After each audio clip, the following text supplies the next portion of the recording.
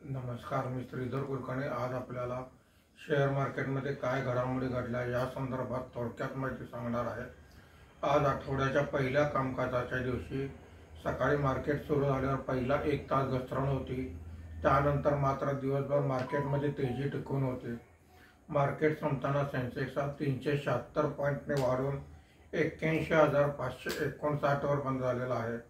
Nifty हा 84 पॉईंटने वाढून 24,936 वर बंद झालेला आहे।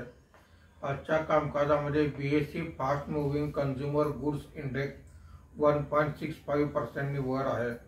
BSc bank index 1.15%, BSc consumer durable goods index 0.73% वर आहे।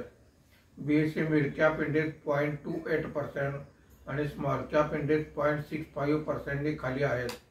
आजच्या कामकाजामध्ये निफ्टीमध्ये वाढलेले मुख्य शेअर्स पुढील प्रमाणे आहेत। HUL 2.92%, Shriram finance 2.47%, ICICI bank 2.22%, ITC 2% अशी वाढ आहे। आज निफ्टीमध्ये घसरलेले मुख्य शेअर्स पुढील प्रमाणे आहेत।